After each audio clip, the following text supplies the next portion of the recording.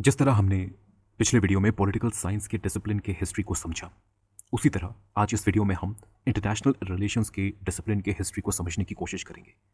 Like political science, international relations is also a very vast and rich field of study. कई theories हैं, कई approaches हैं, कई concepts, कई इश्यूज, कई थिंकर्स हैं जिन्हें आपको इंटरनेशनल रिलेशंस के अंतर्गत पढ़ना होता है।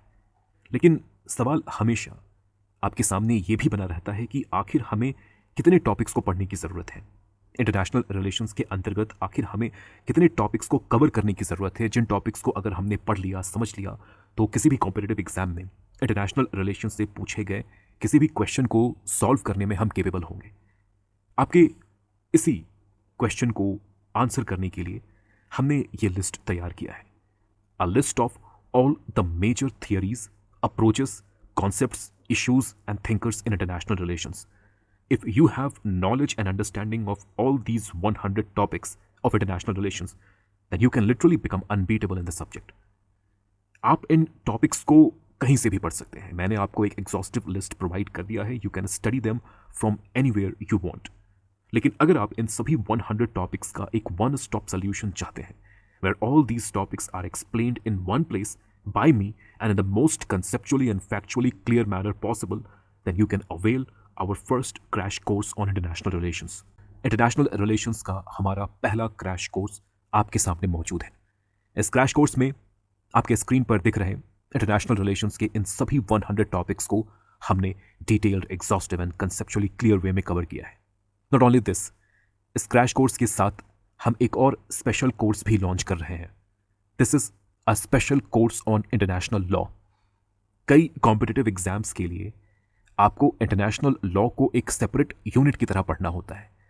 इंटरनेशनल लॉ के ऊपर लेक्चर्स हमारे कोर्स में ऑलरेडी अवेलेबल हैं, but not as a separate unit, as a topic. But कई कॉम्पिटिटिव एग्जाम्स में, जैसे Jammu and Kashmir public service commission 10+2 lecturer exam in political science, जो कि इसी मंथ कंडक्ट होने वाला है, इस एग्जाम में आपको इंटरनेशनल लॉ को एक सेपरेट यूनिट की तरह पढ़ना है।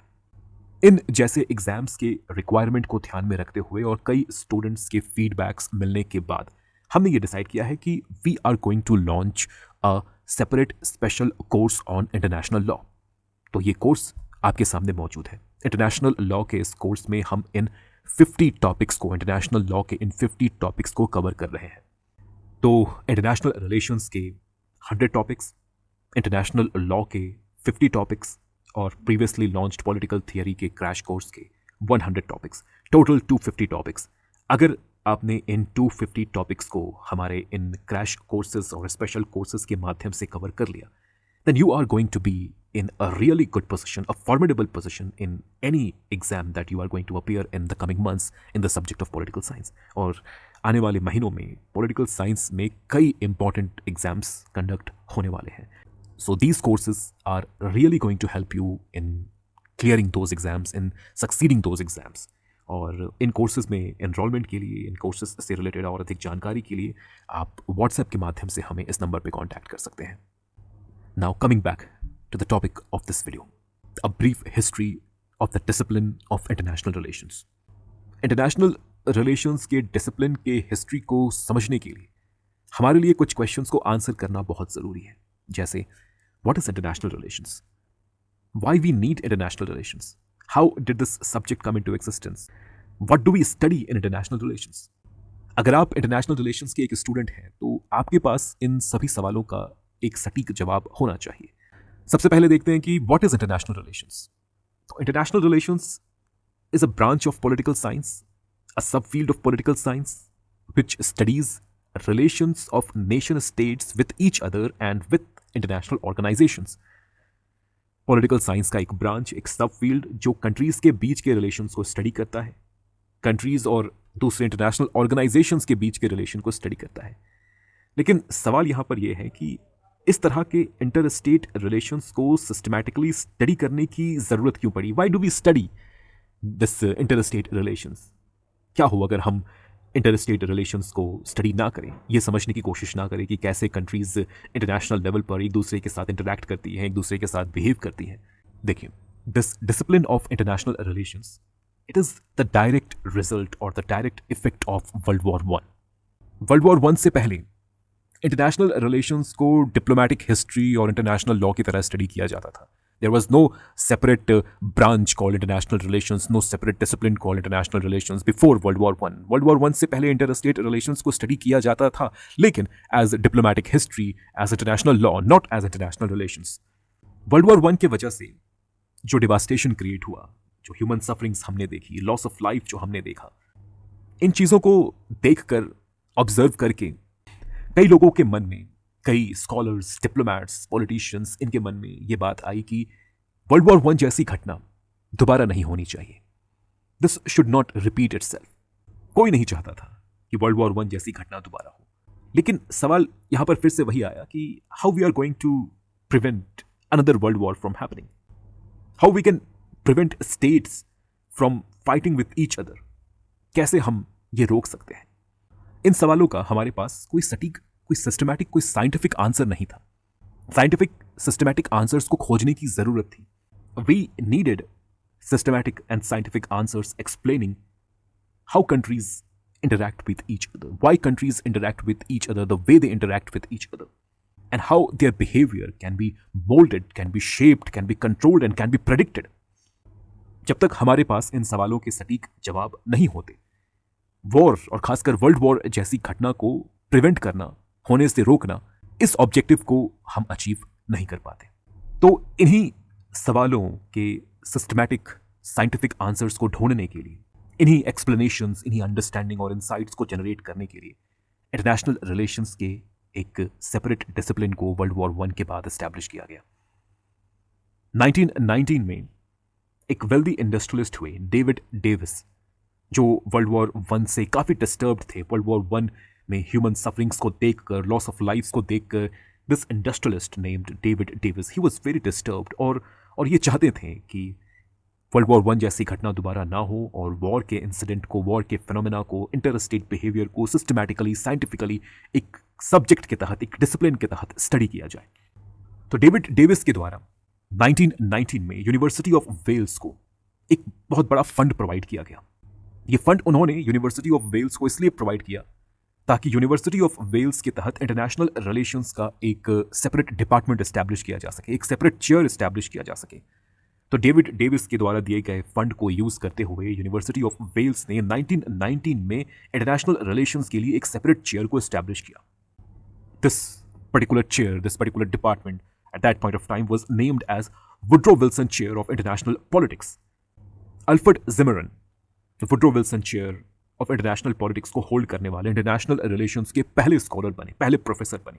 तो जिस पर्पस से इंटरनेशनल रिलेशंस के सेपरेट डिसिप्लिन को एस्टैब्लिश किया गया था, that means inter state war के काउजेस को, सॉल्यूशन को ढूंढना, इसी ऑब्जेक्टिव को ध्यान में रखते हुए इंटरनेशनल रिलेशंस के एकेडमिक स्टडी की शुरुआत हुई. इंटरनेशनल रिलेशंस में फिर धीरे धीरे कई इंपॉर्टेंट रिसर्चेस कंडक्ट किए गए, स्टडीज़ कंडक्ट किए गए, और इन सभी रिसर्चेस, इन सभी स्टडीज़ के थ्रू जो पहला इंसाइट डेवलप किया गया इंटरनेशनल रिलेशंस के डिसिप्लिन के अंतर्गत, जो पहला इंसाइट या जो पहला अप्रोच निकल कर आया, उसे कहते हैं liberal approach to international relations. Alfred Zimmerman, Norman Angell, Woodrow Wilson जैसे लिबरल स्कॉलर्स ने कहा, कंट्रीज़ के बीच मौजूद डिस्प्यूट्स और कॉन्फ्लिक्ट्स को रिजॉल्व करने के लिए, फ्यूचर इंटर स्टेट वॉर्स को प्रिवेंट करने के लिए हमें international institutions, international organization, international laws और ट्रीटीज़ की ज़रूरत पड़ेगी. इनका सहारा हमें लेना पड़ेगा. इन्होंने कहा कि इंटरनेशनल इंस्टीट्यूशंस के माध्यम से हम कंट्रीज़ के बिहेवियर को कंट्रोल कर सकते हैं, उन्हें मोल्ड कर सकते हैं, उन्हें बेहतर बना सकते हैं. ये लिबरल स्कॉलर्स ये काफ़ी ऑप्टिमिस्टिक थे इंटरनेशनल सिस्टम में चेंज को लेकर, प्रोग्रेस को लेकर, पीसफुल डेवलपमेंट को लेकर, पीस के एस्टैब्लिशमेंट को लेकर. ये काफ़ी ऑप्टिमिस्टिक थे. इन्हें लगा कि what we need is just good international institutions, good international laws, good international treaties, good international organizations. बस इन्हीं की हमें ज़रूरत है, और अगर हमने इन्हें एस्टैब्लिश कर दिया, then we can achieve international peace and security, we can prevent another world war from happening.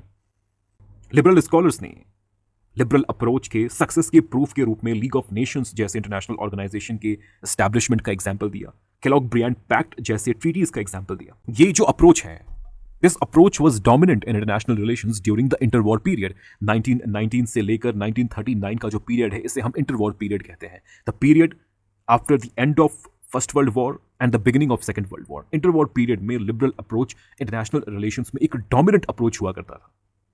लेकिन इंटर वॉर पीरियड में इंटरनेशनल पॉलिटिक्स से रिलेटेड ये जो भी अंडरस्टैंडिंग डेवलप हुई, ये जो भी थियरीज और एक्सप्लेनेशंस लिबरल स्कॉलर्स के द्वारा डेवलप किए गए, ये सभी अंडरस्टैंडिंग, ये सभी थियरीज वर्ल्ड वॉर II के बिगिनिंग के साथ डिसक्रेडिटेड हो गए, मतलब मीनिंगलेस प्रूव हो गए।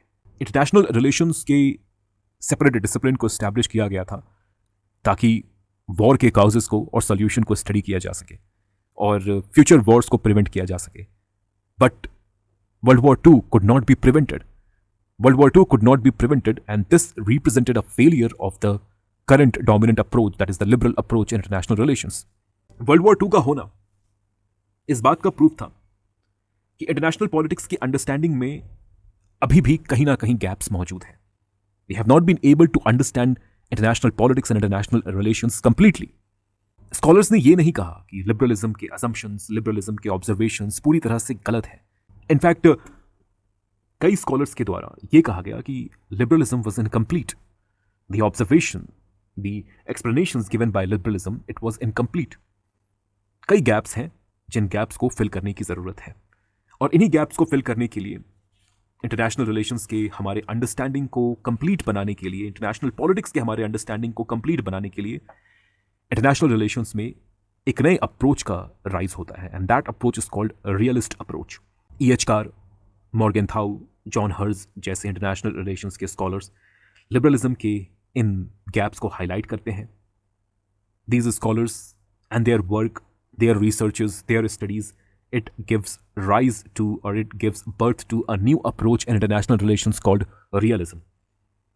Realist approach के तहत कहा गया कि anarchy and competition for power या law of power, ये इंटरनेशनल पॉलिटिक्स के कोर फीचर्स हैं, फंडामेंटल फीचर्स हैं.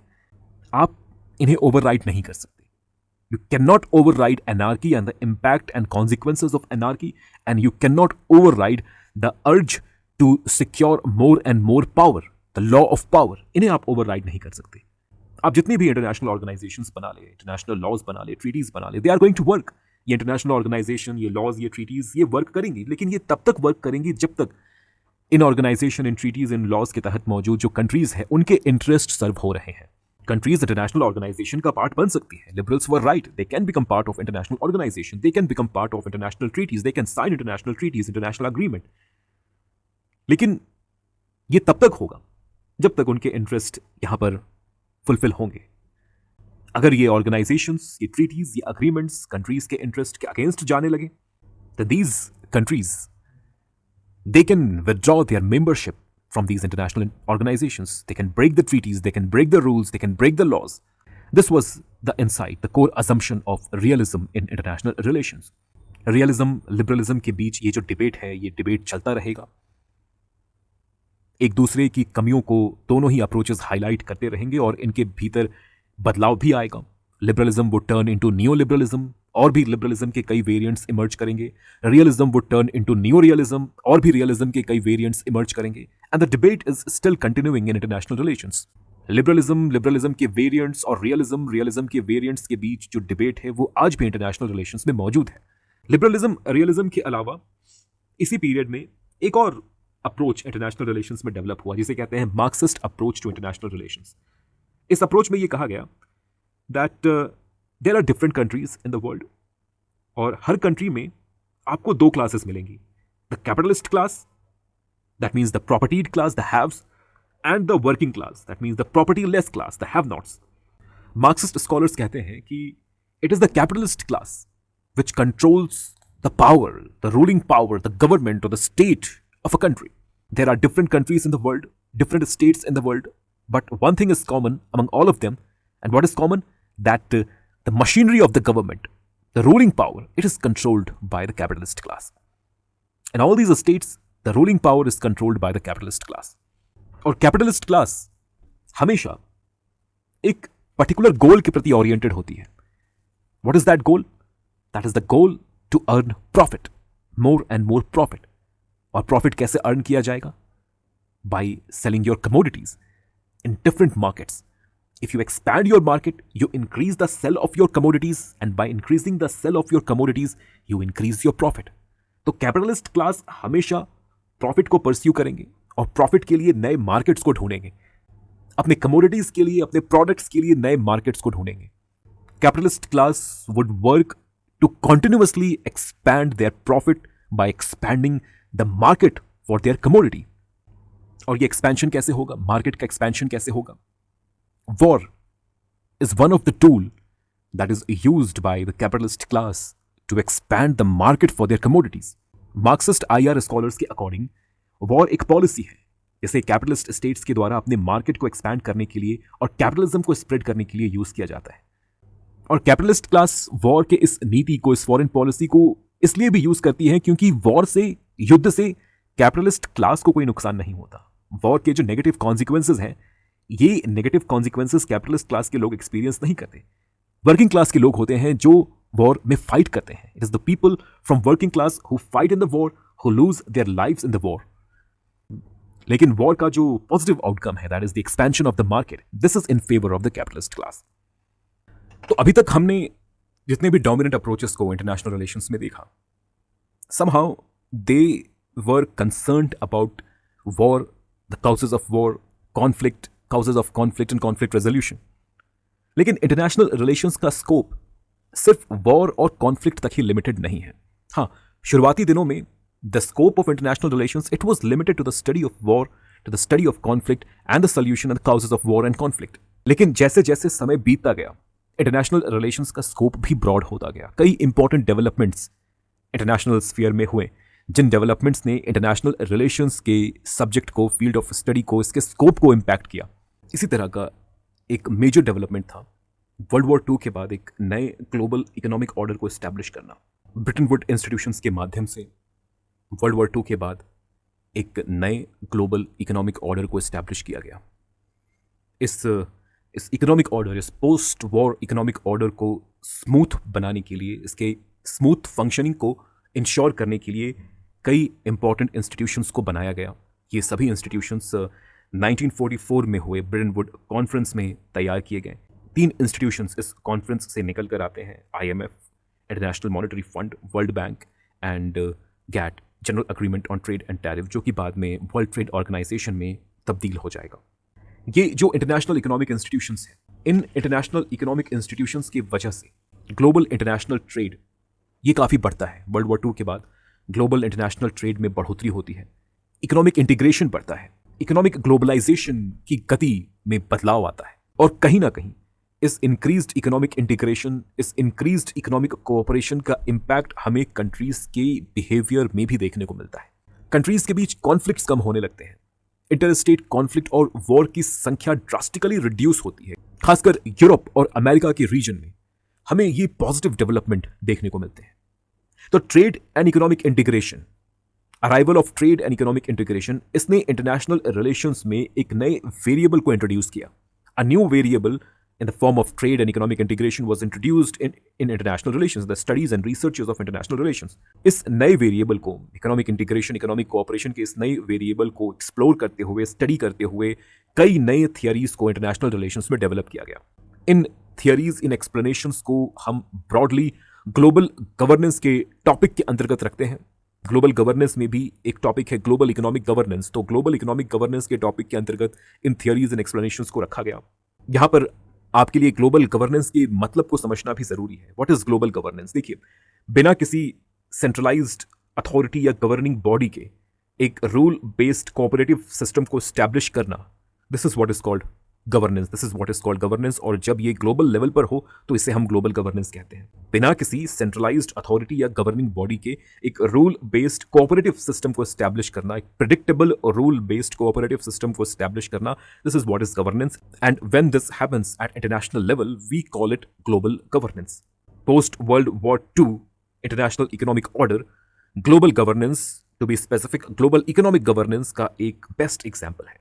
इंटरनेशनल रिलेशंस के कई स्कॉलर्स जैसे रॉबर्ट कीहन, जोसेफ नाई, इन्होंने ग्लोबल गवर्नेंस के इस पैटर्न को स्टडी किया। इस पैटर्न को स्टडी करते हुए इन्होंने कई important theories and sites develop किए इंटरनेशनल रिलेशंस में, जैसे the theory of complex interdependence. तो economic integration 1950s, 60s, 70s के डिकेड में इकोनॉमिक इंटीग्रेशन दुनिया भर में हो रही थी। लेकिन यूरोप की अगर हम बात करें यूरोप पर अगर हम फोकस करें तो यहां इकोनॉमिक इंटीग्रेशन के साथ साथ पॉलिटिकल इंटीग्रेशन भी हो रहा था। इंटरनेशनल रिलेशंस के स्कॉलर्स के लिए यह भी एक इंपॉर्टेंट डेवलपमेंट था कि how can country override their sovereignty and integrate politically. Economic integration तो हमें समझ में आता है that the logic of international trade and profit through international trade it compels countries to integrate with each other economically. Economic integration के पीछे मौजूद जो फंडामेंटल लॉजिक है वो हमें समझ में आता है। लेकिन जब कंट्रीज पॉलिटिकली इंटीग्रेट होने लगे, and this also become a curious case to be studied within international relations. Europe में हमें इस तरह के पॉलिटिकल इंटीग्रेशन के कई एग्जाम्पल्स मिल रहे थे। यूरोपियन यूनियन के बनने का जो प्रोसेस है, this is a process of both political and economic integration. सवाल था कि ये इंटीग्रेशन कैसे हुआ, ये इंटीग्रेशन कैसे हो रहा था, what was driving this process of integration. This became an important area of study with in international relations. इस फेनोमेना को एक्सप्लेन करने के लिए रीजनल इंटीग्रेशन की थियरीज डेवलप की गई, फंक्शनलिज्म, नियो फंक्शनलिज्म की थियरीज डेवलप की गई, और इन थियरीज को बिल्ड करने में अर्नेस्ट हास, डेविड मिट्रानी जैसे थिंकर्स का इंपॉर्टेंट कॉन्ट्रीब्यूशन रहा। Economic integration and regional integration के बाद डेमोक्रेटिक पीस थियरी भी इंटरनेशनल रिलेशंस में एक इंपॉर्टेंट रिसर्च एरिया बनकर उभरती है। वैसे डेमोक्रेटिक पीस थियरी के आर्ग्यूमेंट्स इमैनुअल कांत के समय से मौजूद थे, लेकिन इंटरनेशनल रिलेशंस में इन्हें रिवाइव करने का क्रेडिट माइकल डॉयल को दिया जाता है। डेमोक्रेटिक पीस थीसिस के आर्ग्यूमेंट बहुत ही सिंपल है। It says that democracies don't fight with each other. A democracy may fight a non-democracy, but two democracies, they don't fight with each other. This is the democratic peace thesis. और ये इस thesis का ये normative prescription है कि अगर दुनिया की ज़्यादा से ज़्यादा countries democratic बन जाए, we are able to establish democracy in more and more countries of the world, then we can literally achieve world peace and security, because countries which are not democracies, countries are not going to fight with each other to solve the dispute, to resolve the disputes. Countries, democracies हमेशा peaceful methods को use करके अपने आपसी conflicts और disputes को resolve करने की कोशिश करेंगी। This was again a major development in international relations. International relations में 1960s के डिकेड में next major area of debate emerge करता है न्यूक्लियर प्रोलिफरेशन को लेकर। This is again another important event in international relations, the debate around nuclear proliferation. Arrival of nuclear weapon, nuclear weapons को develop किया जाना और कंट्रीज के द्वारा न्यूक्लियर वेपन्स को पोजेस करना, इन्हें यूज करना, this was the biggest event of 20th century. Nuclear weapon एक वेपन ऑफ मास डिस्ट्रक्शन है। इस वेपन के डिस्ट्रक्शन क्रिएट करने के क्षमता का एक एग्जाम्पल हमने 1948 में जापान में हिरोशिमा और नागासाकी में देख लिया था। तब से लेकर अब तक दुनिया की कई कंट्रीज ने इस वेपन ऑफ मास डिस्ट्रक्शन को अक्वायर कर लिया है। कई कंट्रीज अभी भी इस वेपन ऑफ मास डिस्ट्रक्शन को अक्वायर करने की कोशिश में जुड़ी हुई हैं। डिबेट इंटरनेशनल रिलेशंस के स्कॉलर्स के बीच इस सवाल को लेकर है कि दुनिया कब ज्यादा स्टेबल और सिक्योर होगी। इस डिबेट के दो पहलू हैं, दैट मींस दो ग्रुप्स एग्जिस्ट करते हैं। पहला ग्रुप है जिसे हम कहते हैं प्रोलिफरेशन ऑप्टिमिस्ट, और दूसरा ग्रुप जिसे हम कहते हैं प्रोलिफरेशन पेसिमिस्ट। प्रोलिफरेशन ऑप्टिमिस्ट जैसे कीनेथ वॉट्स, जेन न्यूहॉस, थॉमस शेलिंग, इन थिंकर्स का मानना है कि जितना ज्यादा न्यूक्लियर वेपन का प्रोलिफरेशन होगा, दुनिया उतनी ज्यादा स्टेबल बनेगी। मतलब जितने अधिक कंट्रीज के पास न्यूक्लियर वेपन होगा, the world is going to be more stable. Argument इनका बहुत ही सिंपल है। ये कहते हैं कि न्यूक्लियर वेपन्स डेटरेंस क्रिएट करते हैं। किसी भी वॉर, किसी भी आर्म्ड कॉन्फ्लिक्ट को रोकने के लिए न्यूक्लियर वेपन्स डेटरेंस क्रिएट करते हैं। अगर दो कंट्रीज के पास न्यूक्लियर वेपन है तो दोनों ही कंट्रीज न्यूक्लियर वेपन को, अपने न्यूक्लियर वेपन को यूज नहीं करना चाहेंगी या किसी भी तरह के आर्म्ड कॉन्फ्लिक्ट में एंगेज नहीं करना चाहेंगी। ऐसा क्यों? ऐसा इसलिए क्योंकि दोनों ही कंट्रीज को पता है कि अगर न्यूक्लियर वेपन यूज हुए, इनके बीच अगर आर्म्ड कॉन्फ्लिक्ट होता है, कोई वॉर होता है, और उस वॉर के दौरान, उस कॉन्फ्लिक्ट के दौरान न्यूक्लियर वेपन को यूज किया जाता है, तो न्यूक्लियर वेपन का यूज इन दोनों ही कंट्रीज को खत्म कर देगा। Use of nuclear weapon would mutually annihilate both the countries. It would cause mutual destruction, complete mutual destruction in both the countries. तो ये जो mutual destruction का logic है, the logic of mutually assured destruction, which is called MAD, the logic of mutually assured destruction, this is what which will prevent countries from fighting with each other. तो nuclear weapon की वजह से दुनिया में अगर ज्यादा से ज्यादा कंट्रीज के पास न्यूक्लियर वेपन होती है, तो न्यूक्लियर वेपन की वजह से हम इंटरनेशनल लेवल पर पीस ऑब्जर्व कर सकते हैं। This is the main argument put forward by proliferation optimists. लेकिन जो दूसरा ग्रुप है न्यूक्लियर प्रोलिफरेशन से रिलेटेड डिबेट में, जो दूसरा ग्रुप है प्रोलिफरेशन पेसिमिस्ट, इनका कहना है, इस ग्रुप में इंपॉर्टेंट फिगर्स हैं जैसे J C Bennett, W Clancy, F Dyson, Scott Sagan. इनका कहना है कि न्यूक्लियर प्रोलिफरेशन की वजह से न्यूक्लियर वेपन्स ज्यादा से ज्यादा कंट्रीज तक पहुंच जाएंगी। Okay, majority of states nuclear weapon states बन जाएंगी। लेकिन यहां पर यह जरूरी नहीं है कि जितनी भी कंट्रीज के पास न्यूक्लियर वेपन होगा वे सभी कंट्रीज अपने न्यूक्लियर वेपन को सेफगार्ड करने में, प्रोटेक्ट करने में, उनके मिसयूज को रोकने में केपेबल होंगी। दैट मीन्स जरूरी नहीं है कि हर न्यूक्लियर वेपन स्टेट एक रिस्पॉन्सिबल स्टेट भी होगा। कई ऐसे स्टेट्स हो सकते हैं जिन स्टेट्स को हम फेल्ड स्टेट्स समझें, वीक स्टेट्स समझें, इररिस्पॉन्सिबल स्टेट्स समझें। लेकिन इन स्टेट्स के पास भी अगर न्यूक्लियर वेपन्स आ जाते हैं तो यहां पर न्यूक्लियर वेपन्स के एक्सीडेंटली यूज होने की संभावना बढ़ जाएगी, या फिर इन वीक स्टेट्स के through nuclear weapons terrorist groups के पास पहुंच जाए, टेररिस्ट ऑर्गेनाइजेशंस के पास पहुंच जाए, इसकी संभावना भी बढ़ जाएगी। और अगर ऐसा होता है that a country is not able to safeguard its nuclear weapon, a weak state is not able to safeguard its nuclear weapon and the nuclear weapon slips into the hands of terrorists, अगर ऐसा होता है तो इससे international piece और security को बहुत बड़ा खतरा होगा। इसलिए प्रोलिफरेशन पेसिमिस्ट कहते हैं कि न्यूक्लियर वेपन्स जितनी कम कंट्रीज के पास हो उतना ज्यादा अच्छा है, और जितनी भी कंट्रीज हो जिनके पास न्यूक्लियर वेपन हो वे सभी countries strong and responsible states होनी चाहिए। This argument is also shared by most of the countries of the world, और इसलिए न्यूक्लियर प्रोलिफरेशन को इंटरनेशनल पीस एंड सिक्योरिटी के लिए एक खतरा माना जाता है। Internationally it is accepted as a threat for international peace and security, और इसी थ्रेट को काउंटर करने के लिए, न्यूक्लियर प्रोलिफरेशन को रोकने के लिए एक international nuclear non proliferation regime को तैयार किया गया है। This nuclear non proliferation regime, it is built around nuclear non proliferation treaty, और इस रेजीम के माध्यम से यह कोशिश की जाती है कि कम से कम कंट्रीज के पास न्यूक्लियर वेपन कैपेबिलिटी हो, और अगर कोई कंट्री न्यूक्लियर वेपन को अक्वायर करने की कोशिश कर रहा है तो उस कंट्री को हम न्यूक्लियर वेपन को अक्वायर करने से रोके।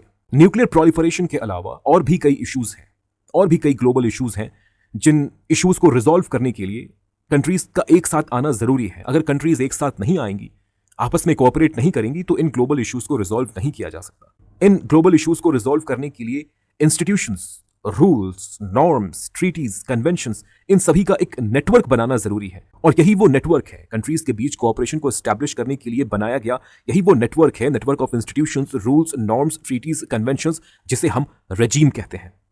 आज के समय कई ग्लोबल इश्यूज को रिजॉल्व करने के लिए इंटरनेशनल रेजीम्स बनाया गया है। कई इंटरनेशनल रेजीम्स एग्जिस्ट करते हैं, जैसे एनवायरमेंट के लिए, क्लाइमेट चेंज के लिए, ह्यूमन राइट्स के लिए, इंटरनेशनल ट्रेड के लिए, सिक्योरिटी के लिए। कई इंटरनेशनल रेजीम्स एस्टैब्लिश किए गए हैं, और ये इंटरनेशनल रेजीम्स आज के समय वर्क कर रहे हैं। They are functioning, these regimes are being used by the countries of the world to establish cooperation with each other to solve these global issues, these global problems.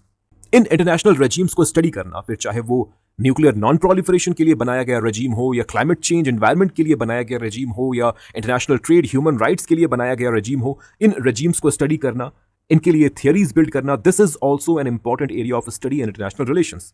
Thinkers जैसे Robert Keohane, Stephen Krasner, O R. Young, they have contributed immensely in this area of study. 1980s के decade से regime studies international relations में एक popular study area बनकर उभरा है। अभी तक हमने इंटरनेशनल रिलेशंस की जितनी भी थियरीज और अप्रोचेस की बात की, इन सभी अप्रोचेस और थियरीज को हम मेन स्ट्रीम अप्रोचेस कहते हैं। Liberalism and various variants of liberalism, realism and various variants of realism, Marxism and variants of Marxism, they all are called mainstream approaches in international relations. और इन सभी mainstream approaches में एक बात आपको common मिलेगी, they are all state centric. All of them, they are state centric. They talk in terms of a state. They keep states, sovereign states, as their primary unit of analysis. Mainstream approaches के तहत उन्हीं चीजों को study किया जाता है, उन्हीं बातों को स्टडी किया जाता है जो डायरेक्टली इनडायरेक्टली स्टेट से रिलेटेड हो। अगर ये सिक्योरिटी की बात करेंगे, the main stream approaches, if they talk about security, तो सिक्योरिटी से इनका मतलब होगा स्टेट की सिक्योरिटी। अगर ये ऑटोनॉमी की बात करेंगे तो ऑटोनॉमी से इनका मतलब होगा स्टेट की ऑटोनॉमी। अगर ये नेशनल इंटरेस्ट की बात करेंगे तो नेशनल इंटरेस्ट से इनका मतलब होगा the interest of the state. लेकिन इंटरनेशनल रिलेशंस को स्टडी करने का अल्टरनेट अप्रोच भी हो सकता है जो स्टेट सेंट्रिक ना हो। There can be approaches which are not state centric, and these approaches are called alternate approaches या critical approaches in international relations. इस तरह के alternate approaches, critical approaches 1980s के डिकेड में इंटरनेशनल रिलेशंस में सामने आते हैं. ये जो alternate approaches हैं, ये जो critical approaches हैं, यहां स्टेट की जगह इंडिविजुअल को सेंटर में रखा जाता है. For example, instead of security of state, these alternate approaches they are going to talk about human security. Alternate approaches की इन थिंकर्स का कहना है कि अगर हम स्टेट को सेंटर में रखते हैं, if all our discussions, analysis, everything, if they revolve around state, and if we do this, then many of the important issues in international relations and international politics, many of the important issues get marginalized, which needs to be discussed. कई ऐसे issues हैं जो marginalised हो जाएंगे, marginalised हो जाते हैं, जिन्हें डिस्कस करने की जरूरत है अगर हमारा फोकस ऑफ एनालिसिस स्टेट होता है. If we follow this mainstream approaches, this mainstream state-centric approaches, then many important issues in international relations get marginalized. For example, issues like gender, environment, terrorism promoted by non-state actors, impacts of globalization, poverty, development, humanitarian crisis, intra-state conflict. ये सभी non-traditional security threats हैं, non-traditional security issues हैं. अभी तक international relations में इन issues का position marginalized ही रहा है, लेकिन धीरे धीरे ये इश्यूज, ये non-traditional security threat, non-traditional security issues, धीरे धीरे ये इश्यूज इंटरनेशनल रिलेशंस के सेंटर की तरफ मूव कर रही हैं. And for this the credit goes to these critical approaches, these alternate approaches in international relations. अभी ये जो alternate approaches हैं, ये जो critical approaches हैं, और जितने भी issues हैं जिनकी बात अभी मैंने यहाँ पर की, इन सभी के भीतर, इन सभी approaches, issues के भीतर कई important intricate details हैं. हर एक topic, हर एक issue को individually deal करने की जरूरत है. This video was just an overview about what we study in international relations. International relations की शुरुआत कैसे हुई, समय के साथ साथ कैसे international relations का scope broaden होता गया, कैसे नई नई अप्रोचेस, इश्यूज और थियरीज इंटरनेशनल रिलेशंस में डेवलप होती गई. हमने इस पूरे प्रक्रिया का, इस पूरे प्रोसेस का एक ओवरव्यू देखा in the form of the history of the discipline of international relations. Now all these topics that I just touched upon in this video, they are covered in detail in our crash course of international relations. All these 100 topics that you are seeing on your screen, ये 100 topics इसी video का expansion है. इसी video को मैंने इन 100 topics में expand किया है. These topics are part of our crash course of international relations. और इन टॉपिक्स को अगर आप मेरे माध्यम से कवर करना चाहते हैं, then you can avail this crash course. इस क्रैश कोर्स से रिलेटेड और अधिक जानकारी के लिए, इस क्रैश कोर्स में एनरोलमेंट के लिए आप व्हाट्सएप के माध्यम से हमें इस नंबर पर कॉन्टैक्ट कर सकते हैं. Thank you so much for listening.